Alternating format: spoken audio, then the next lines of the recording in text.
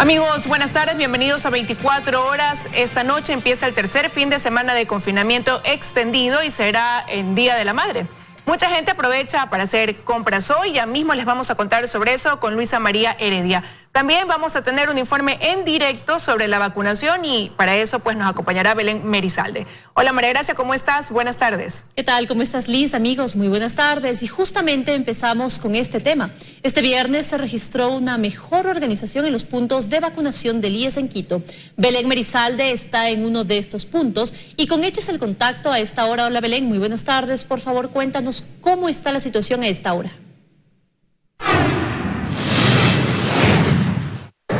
Buenas tardes, compañeras en estudio, amigos televidentes. Pues a diferencia de los días anteriores, hoy la situación aquí en el centro de atención del adulto mayor del IES, ubicado en la avenida Naciones Unidas en el norte de Quito, luce bastante bien. Nosotros nos encontramos en el parqueadero. Ayer esta zona estaba cerrada y la ciudadanía tenía que esperar en los exteriores haciendo largas filas. Sin embargo, las autoridades hoy ya han tomado medidas para corregir esta situación. Se han ubicado bancas y carpas para que puedan esperar con mayor tranquilidad a la hora de su turno. Incluso las autoridades han señalado que se duplicaron los vacunatorios. Escuchemos sus declaraciones. Hemos duplicado los recursos.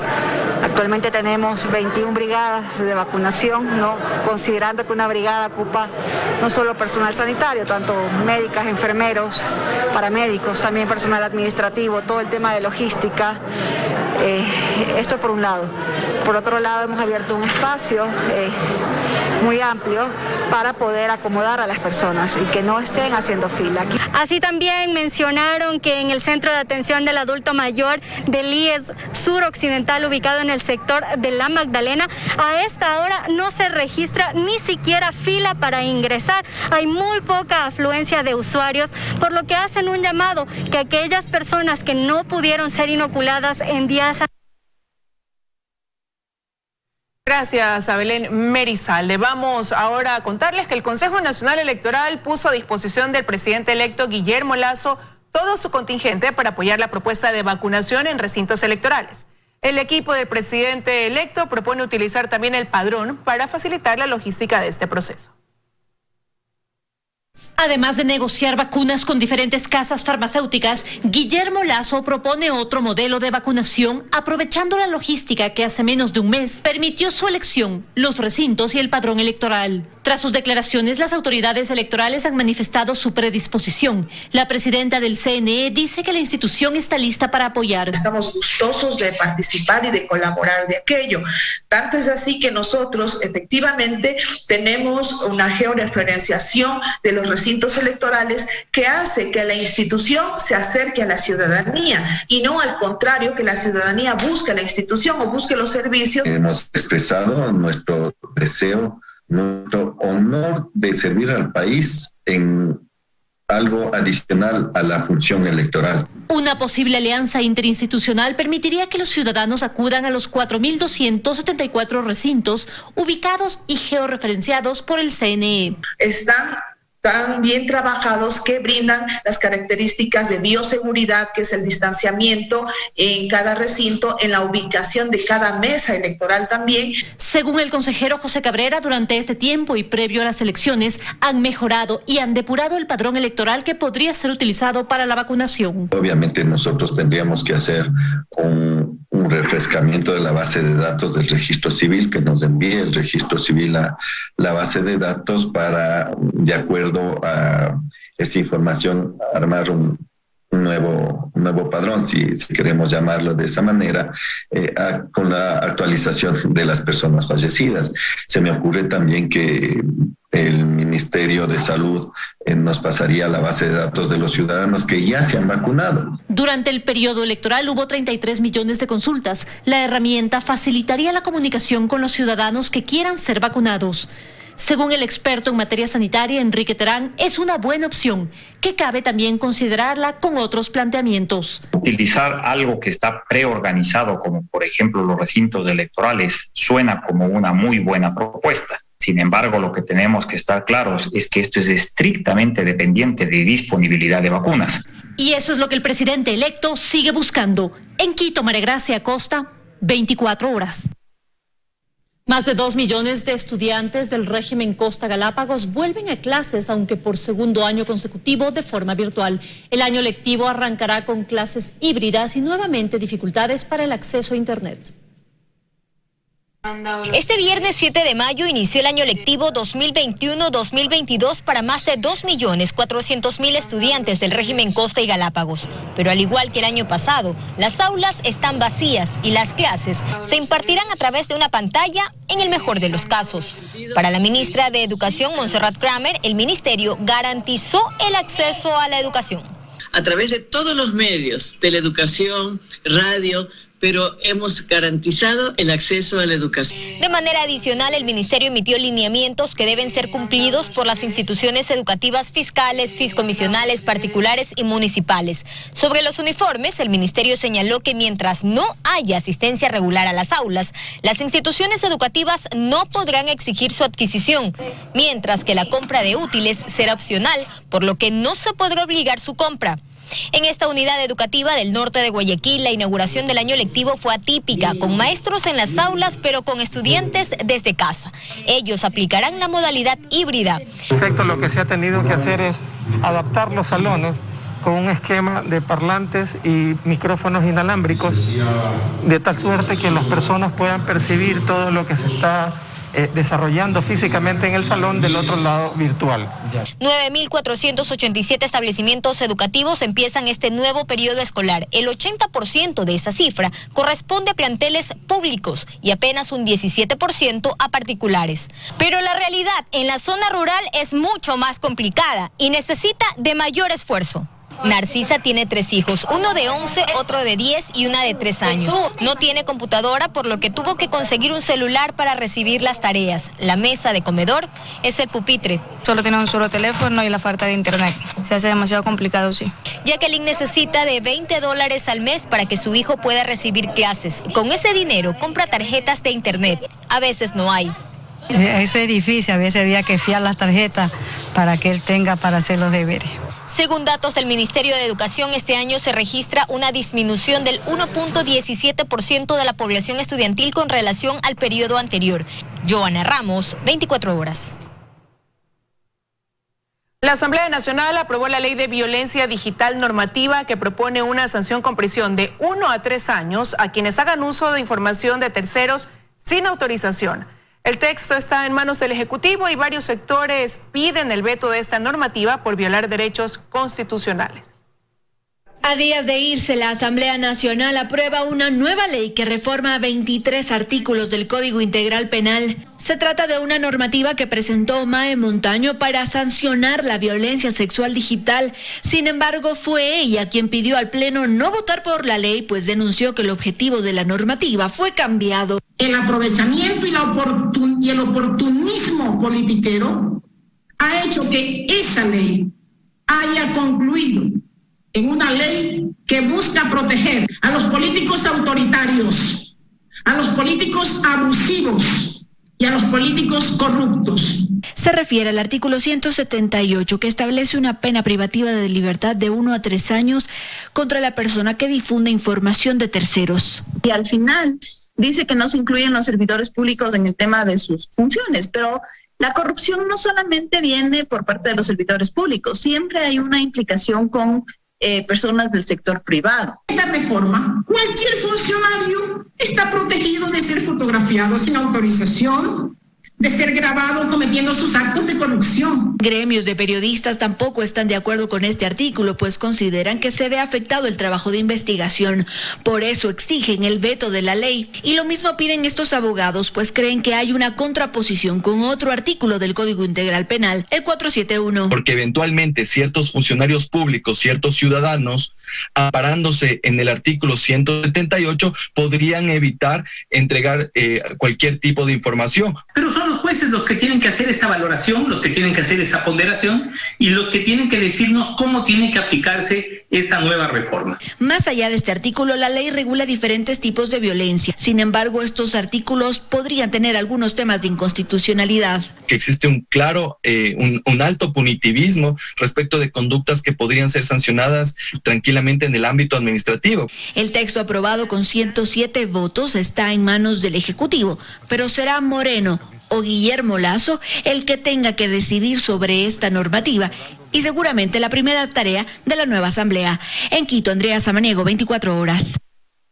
Darwin Pereira es uno de los nuevos nombres que Pachacutic analiza para la presidencia de la Asamblea como condición del acuerdo con UNES. Según el movimiento indígena, la mano también está tendida para los socialcristianos y Creo, quienes cuestionan esta posible mayoría. Hasta hace una semana, los socialcristianos lucían muy seguros de conseguir la presidencia de la Asamblea. Con Creo, algunos independientes y adelantaban que incluso junto a UNES. Pero a 7 días del gran día, la situación cambió. Los votos de UNES se irían a otro lado. La mayoría sería entre Pachacutic y la Izquierda Democrática, más los votos correístas. Así, la presidencia de la Asamblea sería del movimiento indígena. Bueno, resulta que este acuerdo va a ser entre el perseguido y el perseguidor. Darwin Pereira de Pachacutic es cauto y dice que el acuerdo con UNES aún no está sellado, aunque a su vez reconoce que analizan las condiciones que pusieron a cambio de sus votos, que se reemplace a los candidatos que tenía Pachacutic para la presidencia del Legislativo, Guadalupe Llori y Salvador Quispe. Anoche hemos tenido una reunión, se ha debatido el tema y no hemos logrado todavía sacar una resolución considerando que la sesión fue suspendida para continuar el día lunes. Los socialcristianos cuestionan esta próxima futura mayoría. Entendamos un poquito qué es lo que podría ocurrir. Entonces, este nuevo grupo es el grupo de oposición al gobierno. Oposición al gobierno de un gobierno que todavía ni se sienta. No. Eso lo hemos conversado con Izquierda Democrática y con Izquierda Democrática estamos totalmente conscientes. Nos queremos sentar con el presidente de la República a trazar una hoja de ruta que le dé un poco de viabilidad. Este lunes, Pachacutic definirá a su nuevo candidato. Darwin Pereira no esconde que podría ser él. Si mi nombre está bien visto, pues obviamente por algo ha de ser, pero en todo caso, pues yo seré muy orgánico de lo que decida mi partido. ¿Pero por qué unirse con UNES? El movimiento que ellos han dicho los persiguió y reprimió. Si nosotros nos juntamos mañana con Creo y con los socialcristianos, nos van a dar también. Van a decir, ustedes se han hecho gobiernistas, se entregaron al gobierno, se entregaron a la derecha. Así que aquí estamos en esa dicotomía de que por dónde te van a dar más duro, pero de que nos van a dar, por cualquiera de los lados que vayamos. O sea, eso también lo hemos analizado. A UNES le ofrecen una de las vicepresidencias de la Asamblea y presencia en el CAL. Pachacutic necesitaba 70 votos para quedarse con la presidencia del Legislativo. Con sus 27 asambleístas, 18 de la Izquierda Democrática y 48 de UNES, la mayoría, asciende a los 93 escaños. Dayana Monroy, 24 horas.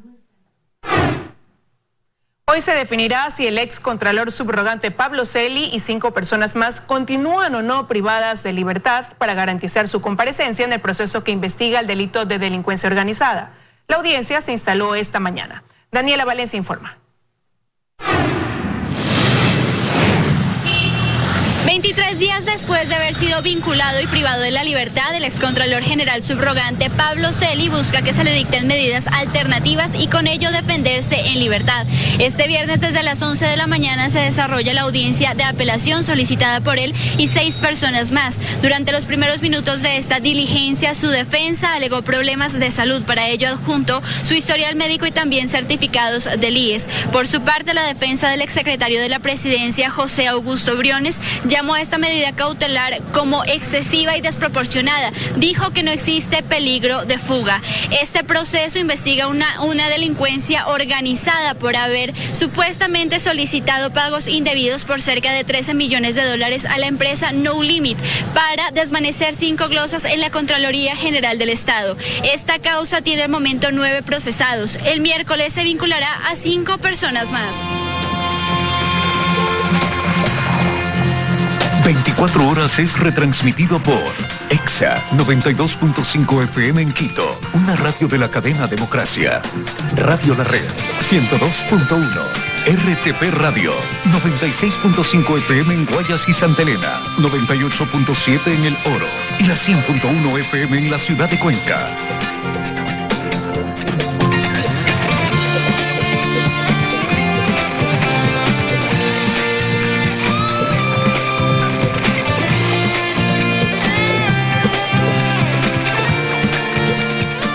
Estamos de regreso con más noticias. El presidente electo Guillermo Lasso anunció a través de su cuenta de Twitter que el almirante Fernando Donoso será ministro de Defensa en su gobierno. Donoso fue comandante general de la Marina en 2002 y miembro del Comando Conjunto de las Fuerzas Armadas. También se desempeñó como presidente de la Autoridad Portuaria de Guayaquil. La próxima semana mantendrá una reunión de transición con el saliente secretario de Estado para recibir la información de primera mano. La policía ofrece una recompensa por información que lleve a la captura de los sicarios que asesinaron a una mujer presuntamente por error en una clínica privada de Guayaquil. Sin embargo, mientras las investigaciones en este caso continúan, ayer se registró otro intento de sicariato en el norte de la ciudad. Ocurrió cerca de las 6 de la tarde del jueves. Dos mujeres de 22 y 37 años de edad se movilizaban en este vehículo por el norte de Guayaquil. Y en la intersección de las avenidas Francisco de Orellana y Benjamín Carrión, fueron alcanzadas por dos sujetos que se transportaban en una moto. Ellos abrieron fuego. Ellas emprendieron una rápida huida. Heridas, cada una con al menos 2 tiros, lograron llegar hasta una clínica ubicada en la ciudadela Urdenor. Ahí recibieron las primeras atenciones. Habían sobrevivido al ataque. De inmediato fueron trasladadas a otra casa de salud, donde una de ellas ha sido sometida a una intervención quirúrgica. Su compañera se recupera de las heridas. Se investiga cuál es el móvil de este intento de asesinato, sobre todo porque según información preliminar no es la primera vez que ambas sufren un atentado de este tipo. Una de las víctimas labora en el registro civil y otra en un estudio jurídico. Estamos identificando las cámaras del ECO 911 del municipio y cámaras privadas con la finalidad de identificar a esta moto que minutos antes posiblemente pudo haber estado involucrada en este hecho. En Guayaquil la tarea que tiene la policía no es poca. La institución ofrece una recompensa para localizar a los sicarios que acabaron con la vida de Carla Rochetti, ciudadana peruana de 40 años, que fue asesinada presuntamente por una confusión en una clínica privada del norte de Guayaquil. Piden comunicarse al 1-833-5486, la línea 1-800-delito. Esto debe llamarnos obviamente a que los controles sean más específicos y a necesidades básicas que tienen que atenderse. No puede haber venta de uniformes policiales, no puede haber venta de uniformes que distinguen a la policía sobre otras instituciones. Y eso es algo que se tiene que corregir y que obviamente lo hemos discutido con el equipo de transición. Pero amén de los resultados de estas investigaciones para el criminólogo Juan José Hidalgo, lo que ocurre en Guayaquil no es poca cosa. Cree que debe motivar acciones urgentes de parte de las autoridades. El Estado no contrata a las mejores personas para atacar uno de sus primeros y principales problemas, que es la inseguridad y que no permite que los ciudadanos comunes tengamos libertad. Sin libertad no hay democracia, sin seguridad no hay libertad.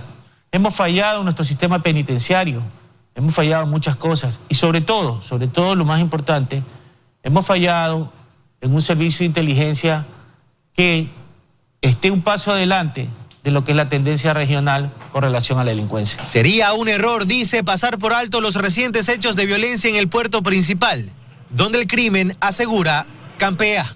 En Guayaquil, Carlos Acoto, 24 horas.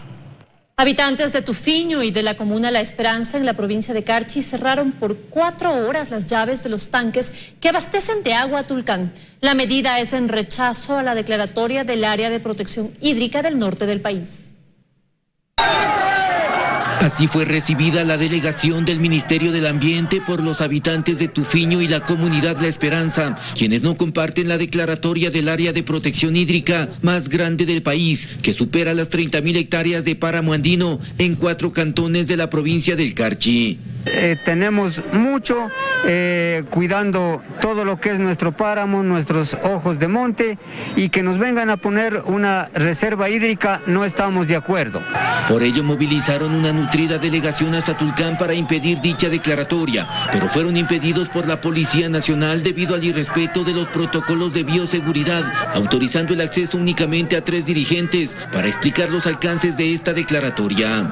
Lo que pretendemos con ellos nosotros es generar un plan de manejo para generar proyectos. Por ejemplo, ahí estaríamos hablando de un proyecto ecoturístico, donde los beneficiarios va a ser la comunidad, porque ellos serían los administradores. Pero esa tesis no es compartida por los comuneros, quienes se sienten relegados de las mesas de socialización y además dicen ser los protectores del páramo andino y sus recursos hídricos. Por ello anuncian medidas drásticas para oponerse a la decisión ministerial. Estamos tomando una decisión de ir a cerrar las llaves que viene el agua hasta la ciudad de Tulcán, porque el agua que viene es de los páramos de la comuna La Esperanza y de toda la parroquia de Tufiño. Medida que se concretó por alrededor de 4 horas, generando el rechazo del ministro del Ambiente, quien habla de intereses personales de algunos dirigentes que manipulan a la comunidad. Por lo tanto, advierte: las personas que han asusado a esto, por supuesto, serán denunciados a la Fiscalía, y el Ministerio del Ambiente, una vez denunciado a la Fiscalía, será parte de una acusación particular, porque esto pasa a ser un delito. Las llaves de los tanques de abastecimiento de agua se reabrieron luego de establecer mesas técnicas de socialización entre el Ministerio del Ambiente y la comunidad. En Tulcán, Jairo Jacome Ortega, 24 horas. Vamos a revisar otros temas. Menos movimiento del esperado se evidenció esta mañana en sectores como la avenida 9 de Octubre y la bahía de Guayaquil, a pocas horas de que empiece el confinamiento que incluye el Día de la Madre. Luisa María Heredia está en la bahía y quiero primero saludarte, Luisa, y preguntarte si a esta hora se registra quizás un mayor movimiento comercial en el centro de la ciudad. ¿Qué tal, Liz, amigos televidentes? Muy buenas tardes. En efecto, nosotros nos hemos trasladado hasta el centro de la ciudad, completamente al concurrido sector de la bahía. Normalmente es una de las zonas de mayor concurrencia en cuanto pues a la actividad comercial, y más aún en vísperas del Día de la Madre, como es en este caso. Ustedes están observando a esta hora, las 13:52, cuál es el movimiento que se registra. Pasado el mediodía empezaron a llegar más personas. Aquí están más que todo en la zona de la venta pues de los electrodomésticos, que es lo que normalmente se demanda por esta época. Más temprano hubo muy poco movimiento, y de lo que nos han sabido comentar ya los comerciantes, pues todavía las ventas no superan las expectativas que ellos tenían ni en este día ni en el transcurso de la semana. Esperan o tienen puestas sus esperanzas en que realmente ya pasada la tarde y cuando falten pocas horas para el inicio del confinamiento, pues la situación mejore. Respecto a precisamente cómo está eso, el movimiento comercial y la situación del comercio en la ciudad, les hemos preparado el siguiente reporte. Apenas empezaba el día y el comercio en el centro de Guayaquil ya se movía, aunque no como se esperaba. Así lucía la bahía alrededor de las 11 de la mañana, con solo unos cuantos ciudadanos que prefirieron llegar temprano para ser de los primeros en comprar y así evitar las aglomeraciones que se podrían formar en las horas previas al inicio del confinamiento de fin de semana, que a las 8 de la noche de hoy viernes otra vez arranca y que incluye una fecha muy especial, la celebración de la reina del hogar. Por eso a Leonel lo encontramos ya llevándose el regalo para su mamá. Pero ahorita le llevo una lavadora, ya que es algo que le falta. Sí, es algo que le falta y es algo que me gustaría darle a ella como regalo. Eligiendo un bonito detalle estaba Jorge. Viendo cualquier cosita que se le lleve. La gente está aprovechando el día para poder llevarle un regalo a su madre, un día especial. Aunque en menor proporción que en años anteriores, cuando la pandemia no existía, reconoce Sergio. Él es comerciante informal. Esta semana se dedicó a vender globos con la frase "Feliz Día, Mamá", pero no le fue tan bien. Tampoco al local de venta de bisutería de Teresa. En comparación de otros años, este año ha sido un poco bajo. Las pérdidas en ventas en esta misma época, el año anterior, fueron de más de $300 millones, según datos de la Cámara de Comercio de Guayaquil. Y durante toda la pandemia, alrededor de 30.000 millones. Solo por las 4 semanas de vigencia del estado de excepción, que inició el 23 de abril pasado y culminará el 20 de mayo, se calcula que serán otros 2.000 millones menos de facturación. En el comercio motivado por el Día de la Madre se perderán unos 200 millones más por la crisis y por la prohibición de movilidad de los fines de semana. El Día de la Madre es una época donde muchos comercios resurgen. El problema es que tenemos confinamiento de fin de semana y eso no permite recuperarse. Sin embargo, los comerciantes de la Bahía mantienen la esperanza. Creen que con el pasar de las horas más compradores llegarán. Esperemos que en transcurso de la tarde mejore la situación. En la avenida 9 de octubre, otra arteria principal del comercio en el centro de la ciudad, esta mañana el movimiento también estuvo bajo. Incluso en los centros comerciales, pese a las promociones por el Día de la Madre. Pero porque estamos todavía temprano. Creo que más tarde mejore porque no hay mucha gente. Solo en el mercado de las flores la actividad desde primera hora fue muy intensa, pues las rosas son un detalle que muchas madres esperan.